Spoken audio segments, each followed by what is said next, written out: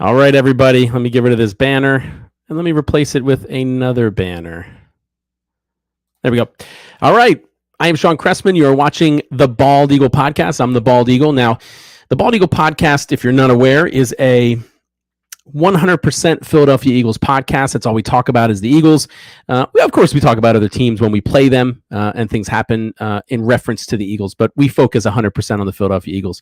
The Bald Eagle Podcast is part of the Philly Sports Alliance, and we have a sponsor. Our official sponsor, which is scrolling at the bottom, is La Terrain Watches. If you put in code PSA, you'll get a discount on some of their awesome watches. I have one.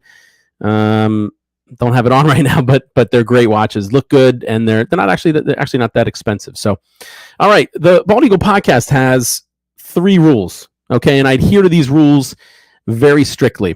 The first rule that is the most important to me: no politics. So, on the Bald Eagle Podcast, we'll talk about the Eagles, we'll talk about football, but we will never talk about politics.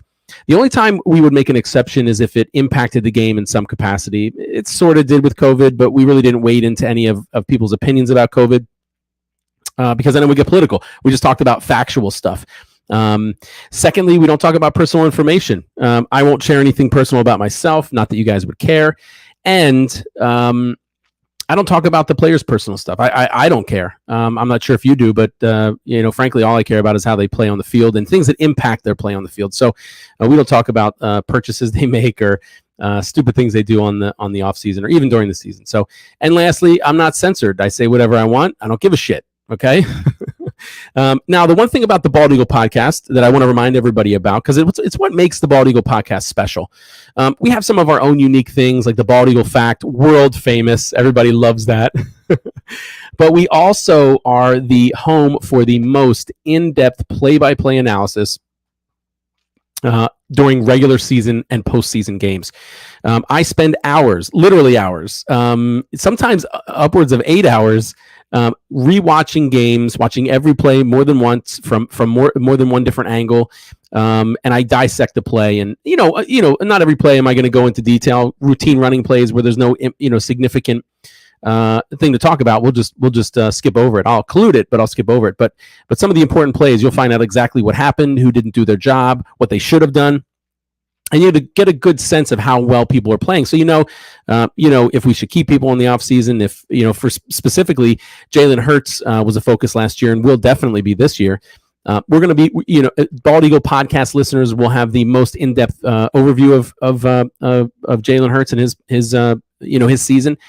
And I would say this, to me, it's exciting. I love going through the games and sharing my insight with you guys. But you kind of feel like maybe you find out that maybe some of the analysts that are on TV aren't quite looking as closely. So you kind of get a little bit of a little disappointment in knowing a little bit too much, I guess I would say.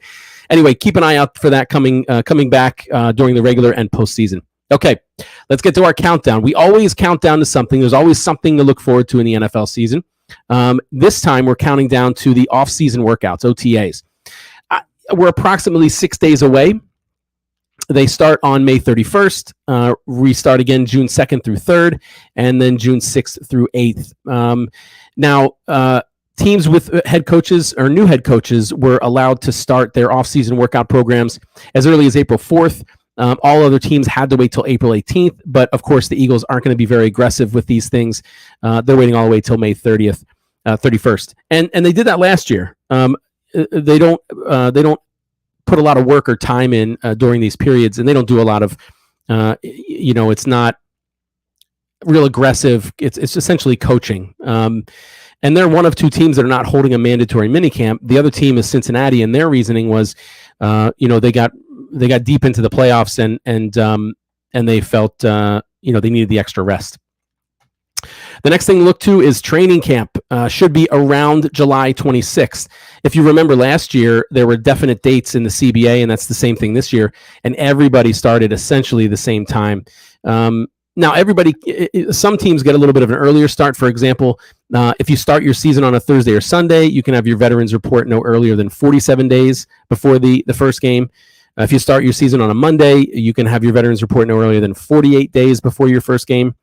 The teams that play in the Hall of Fame game, which is the first preseason game, the game that starts off the preseason or essentially the season, they can have their veterans report 15 days before that Hall of Fame game. So what does that mean for this season, right? So that means Jacksonville and the Raiders can report no earlier than Wednesday, July 20th. The Rams and Buffalo can report no earlier than Saturday, July 23rd.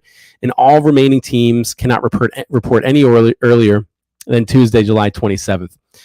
Now, you can have your rookies come in earlier, up to 7 days before veterans, but that's optional.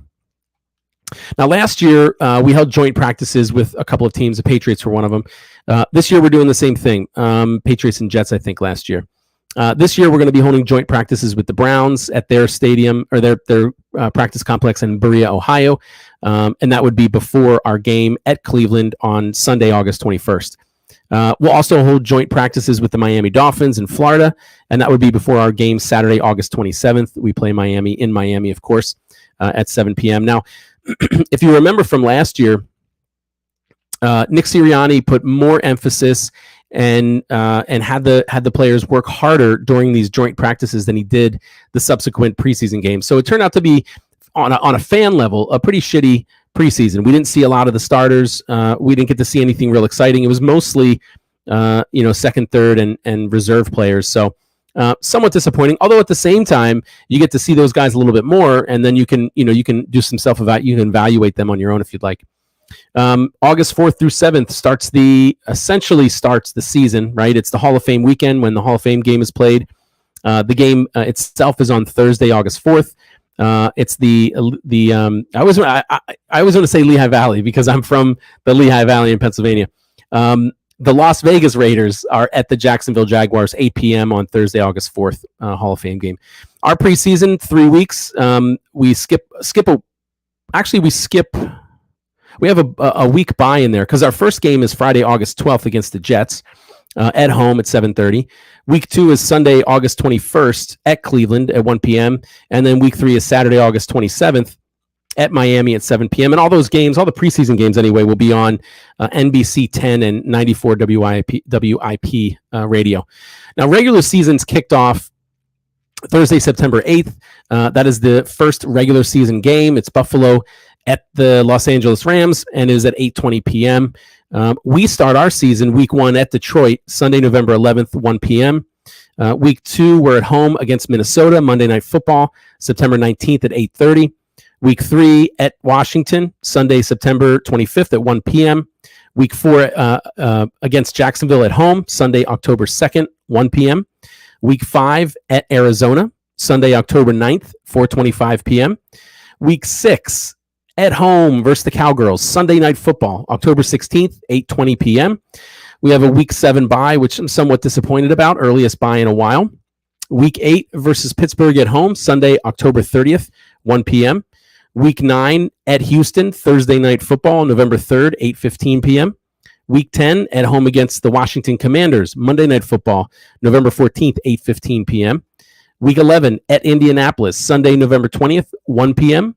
Week 12 at home against the Green Bay Packers on Sunday Night Football, November 27th, 8:20 p.m. Week 13 at home against Tennessee, Sunday, December 4th, 1 p.m. Week 14 at the Giants, Sunday, December 11th, 1 p.m. Week 15 at Chicago, Sunday, December 18th, 1 p.m. Week 16 at the Cowgirls, Saturday, December 24th, 4:25 p.m. So 3 away games in a row late in the season. And then we ended with 2 home games. Week 17 at home against the Saints, Sunday, January 1st at 1 p.m. And Week 18 versus the New York Giants. Undetermined when exactly that game will be, Saturday or Sunday, the 7th or 8th of January, and the time is to be determined. So third year in a row, we've started the season away. That's the longest streak since 2011, 2013. No back-to-back games until Week 13, but then I mentioned we have 3 in a row. And we get to close the season out with 2 home games. So not a horrible schedule. I mentioned we have an early bye, a Week 7 bye. I'm not happy with. I preferred our what do we have? Week 14 bye last week. Last year, amazing. We're able to rest late in the season. This time we're stuck with a Week 7 bye. Earliest since 2016 when we had a Week 4 bye, which is even earlier, and that doesn't sound good to me at all. The Giants and the Cowgirls have a bye in Week 9, and Washington has a bye in Week 14. Primetime games, we have 5. We're one of 13 teams to have 5 primetime games this year, and that's the most in the league. It's the most we've had since 2018. And the Cowgirls and us have been in the most primetime games since 2000. We've been in 94. Unfortunately, the Cowgirls have been in slightly more with 100. And we've played the Cowgirls in primetime every season since 2007.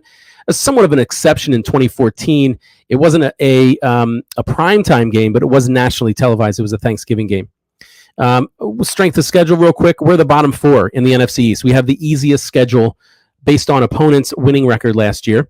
We're third. The Eagles are third easiest with an opponent scoring a win percentage of .464. Cowgirls and Washington are tied for the easiest at .462, and the Giants are 4th at .465. The LA Rams, appropriately, have the hardest schedule at .567.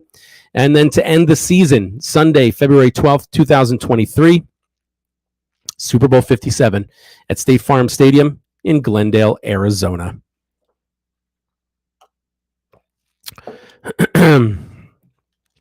Now let's move on to the draft. Let's do a quick recap of the draft. Now, you'll probably remember if you watched my podcast last year, I do a lot of repeating myself. So the first few minutes of the podcast, we go over things similar, very similar things. I'll go over the schedule every week.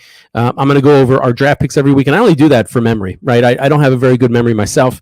Even studying all this stuff, I'll still forget players' names. I'll still forget who we play. So I constantly go over this stuff just to kind of get it built in my brain. And I do the same thing with our rookies, so that when I hear a name, while I'm watching the film, although I guess I could look it up, but when I look at the playing time and when I hear names with plays, I know that they're rookies or I know that they're recent acquisitions, right? So first round, 13th overall, we selected defensive tackle Jordan Davis from Georgia. He's that massive defensive tackle, speed that is faster than some of the best running backs, quarterbacks in the league.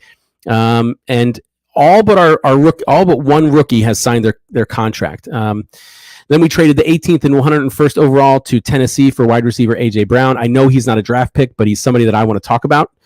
I think that was an amazing acquisition. Big physical veteran wide receiver that I wanted last year, but that we didn't get. Second round, 51st overall, center Cam Jurgens from Nebraska. He's the only one that hasn't signed his rookie contract. Third round, 83rd overall, linebacker Nakobe Dean from Georgia. Sixth round, 181st overall, linebacker Kyron Johnson from Kansas. And sixth round, 198th overall, tight end Grant Calcaterra from SMU. Now, I mentioned Jordan Davis being a huge defensive tackle. I'm hoping he has a meaningful impact on the running game. He's so big, and on our pressure, right? Pressure without having to stunt or to blitz. But then linebacker Nakobe Dean is a real fast linebacker. Had some success in coverage in college. So I'm excited for him to get out there and improve our linebackers in coverage, which has been one of our biggest weaknesses. Linebackers in coverage have struggled. We've signed a couple of undrafted rookie free agents. Josh Blackwell, a corner from Duke. Reed Blankenship, a safety from Middle Tennessee State. Kennedy Brooks, a running back from Oklahoma. Britton Covey, a wide receiver from Utah. William Dunkel, offensive lineman from San Diego State. Noah Ellis, a defensive tackle from Idaho. Ali Fayyad, linebacker from Western Michigan. Mario Goodrich, corner from Clemson. Josh Jobe, corner from Alabama. Josh Sills, offensive lineman from Oklahoma State. Carson Strong, a quarterback from Nevada, which, so far sounds pretty good. He's a big guy, has a strong arm, and according to Nick Sirianni, he's the only person that Nick Sirianni really commented on during rookie minicamp. He's got a big arm and is sharp and knows where to go to the ball, is exactly what he said. And those are good things out of a quarterback. Last but not least, Jared Williams, offensive lineman from Miami. All right, let's get to some Eagles news. Every week, going to update you on all the previous week's news from all the sources. I follow everybody, so you don't have to. The Eagles were granted international rights in Australia, New Zealand, and apparently, more importantly, Ghana. That means they can market and hold engagement or commercialization efforts in those countries.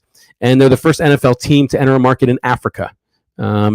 Jonathan Gannon commented about a bunch of stuff. I thought the one that was most important was his comments about the safety position, because in my opinion, that's one of our weakest spots. Now with the addition of Bradbury at corner, of Hassan Reddick at linebacker, the new drafted linebackers that we have, the defensive tackles, I think we're going to be very aggressive on the defensive side.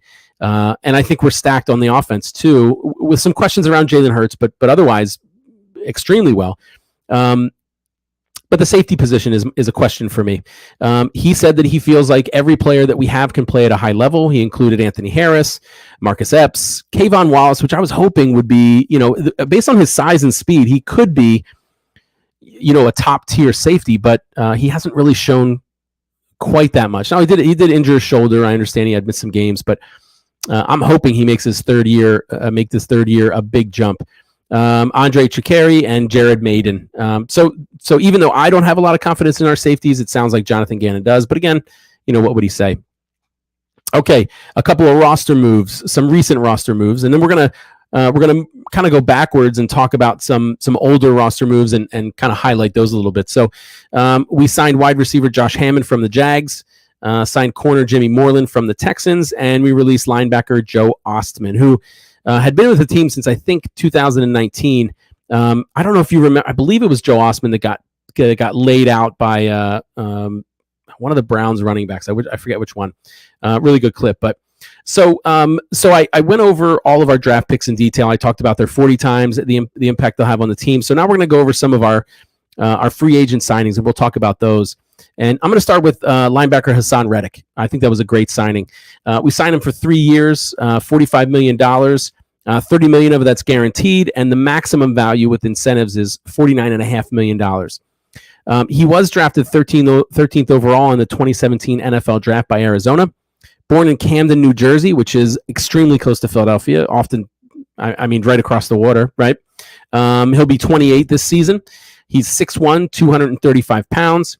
He ran now I'm going to give you times for some of these things. I'm also going to give you percentages. When I give you percentages, that's just how he compared to other people in his position in the draft that he was taken.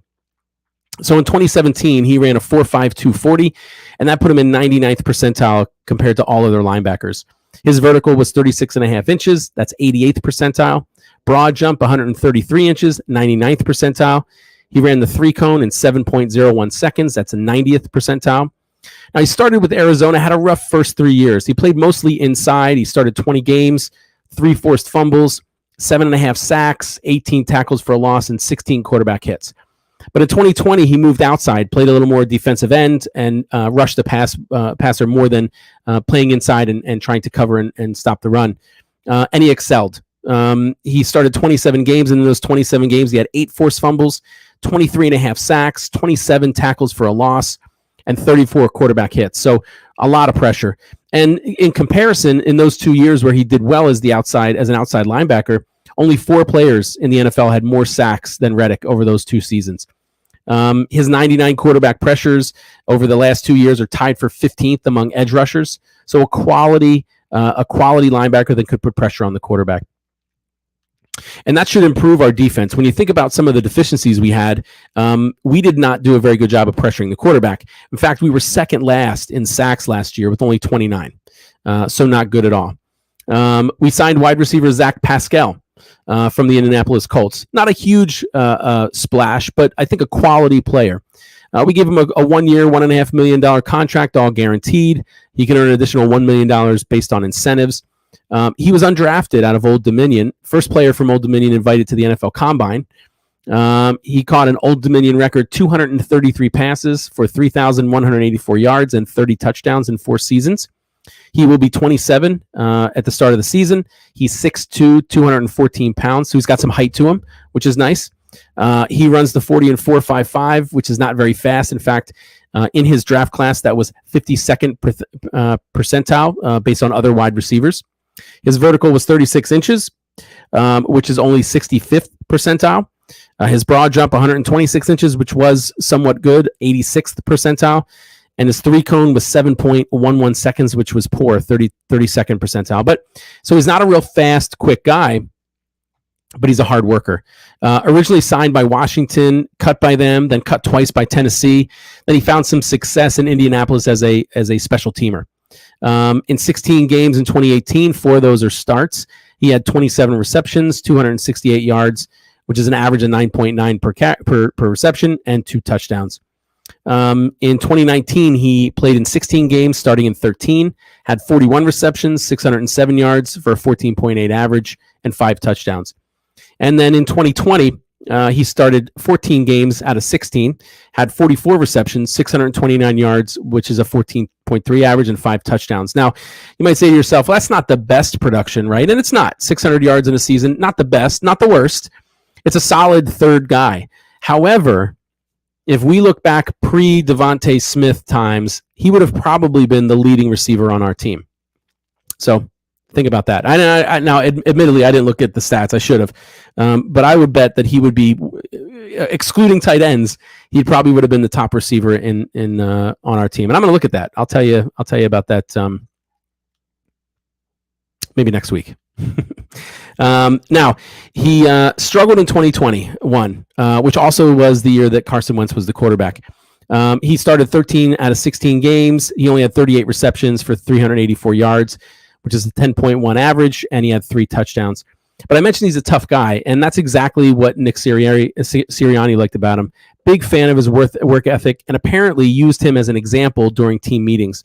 And he's a very versatile player. Played a lot of time on special teams, and he's lined up in both the slot and the outside position. So, I don't know if he has a spot on the team. Frankly, when I think about it, I think Greg Ward should make it. Greg Ward did amazing 2 years ago. He dropped off last year, but was open every play when Wentz had his decline. But then you have Hightower. You have a bunch of guys that can compete. Hightower. You have some Devin Allen we signed. Carrick Wheatfall. A bunch of guys that somebody needs to emerge as the leader, and it could very well be Zach Pascal. Moving on, we signed an exciting signing, right? Our defense struggled, and corner was a struggle. Slade did a decent job, but the opposite corner struggled a lot. So we signed James Bradbury, the corner from New York, the Giants. We gave him a 1-year, $7.25 million contract, all guaranteed, including a $6.215 million signing bonus.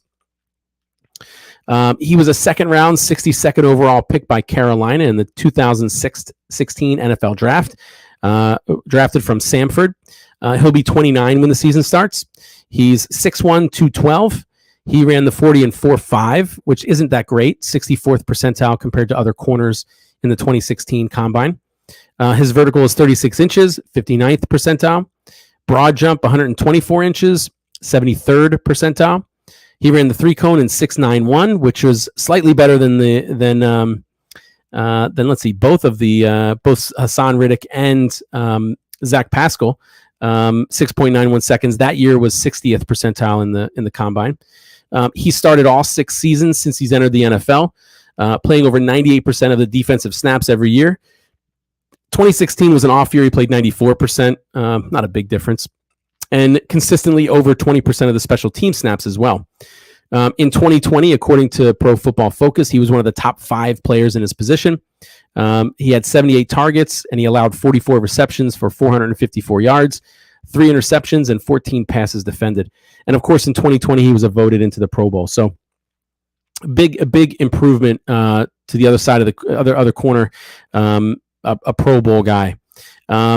Great compliment to Slay, I think, and he should improve a defense that allowed a league worst opponent quarterback completion percentage of 69.4. We were the worst in the league with completion percentage. And again, that's something you knew if you watched the Bald Eagle podcast, because every game, whenever we faced a above mediocre quarterback, they completed a good 70 to 80% of their completions. I think Brady completed 80. I think Prescott was over 70. So very embarrassing for our corners, but that may have been, and I don't think they avoided the long pass either. So, any case, so those are 3 of our recent acquisitions. Next week I'll go over another 3, and we'll just work our way through them. We'll go through the undrafted free agents as well. By the time we get through all those, there should be more things to talk about. Injury update, nothing serious. I wasn't aware, but apparently Josh Sweat had internal bleeding that caused him to miss our playoff game against the Bucs last year. He says he's fully recovered, said it was serious, but he's completely fine now. NFL news, the NFL has decided to keep the scouting combine in Indianapolis for 2023 and 2024. Rumors were that they were going to move it around like the NFL draft. There were some concerns, though, because Indianapolis has all the facilities right near the stadium. And that's essentially why, according to Roger Goodell, everybody is comfortable there.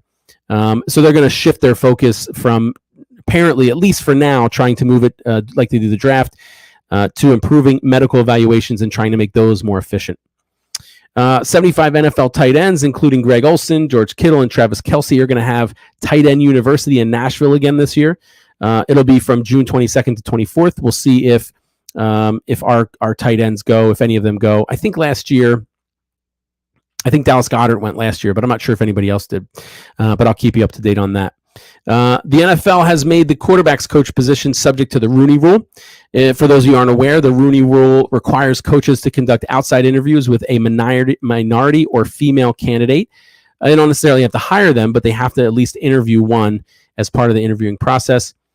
And just some NFC East news, because I thought it was somewhat important. Because when I think about this team, some of their largest weapons that I think will make it a game against us weren't at their first offseason workout. So for Washington, the Commanders, which, I don't know that they're going to be, I think they'll be better than they were last year. I think Carson Wentz is a good enough quarterback to improve.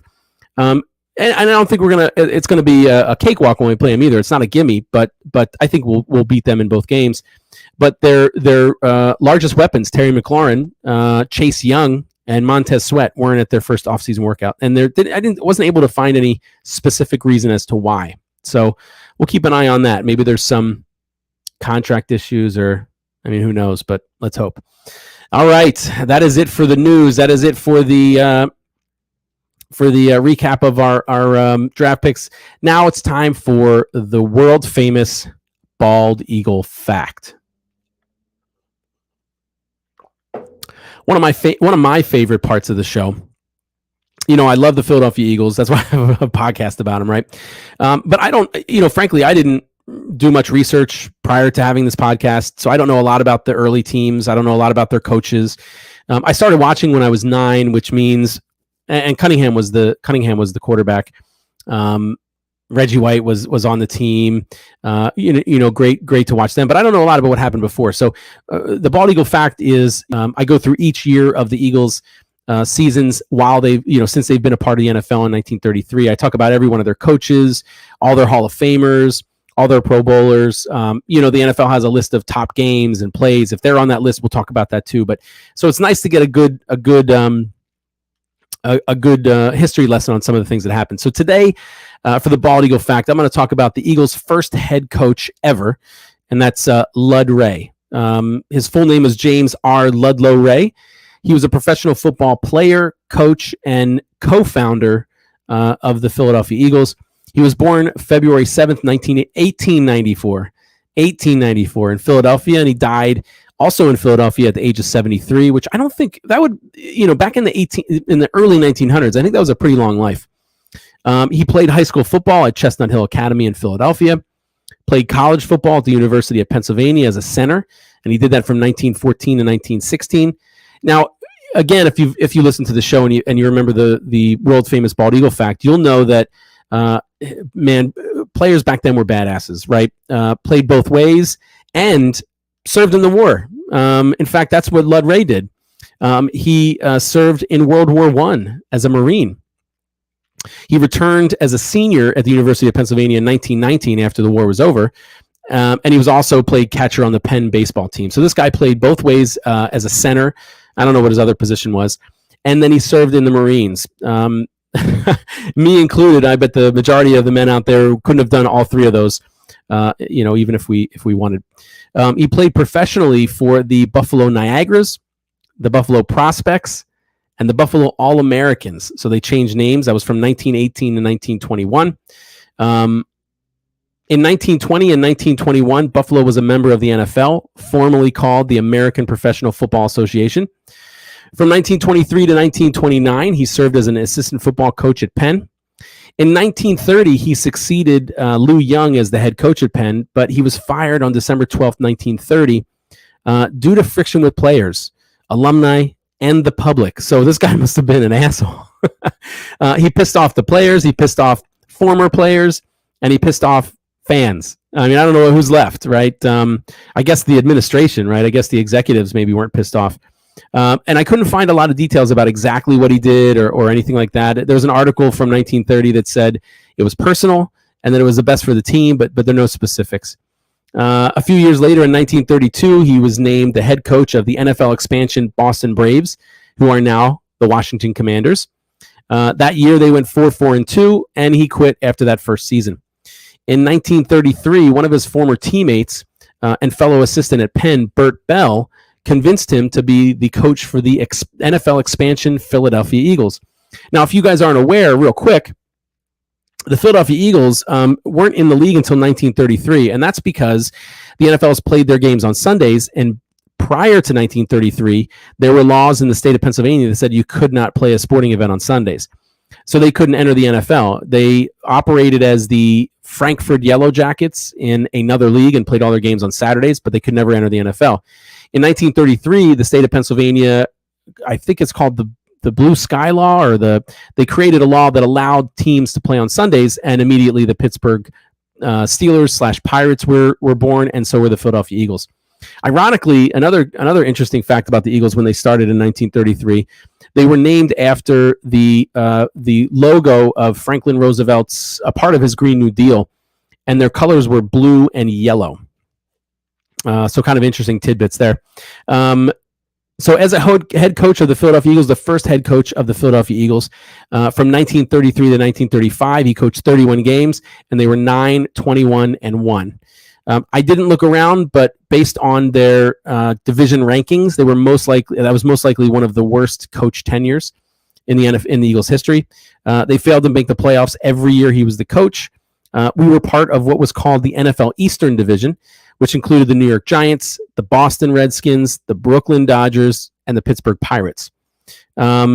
In 1933 and 1934, we were second last in the NFL Eastern Division. The only team that we were better than was the also expansion Pittsburgh Pirates / Steelers. And in 1935, we were dead last in the NFL Eastern Division. In 1936, the Eagles were suffering from significant financial losses and were offered up for sale at a public auction.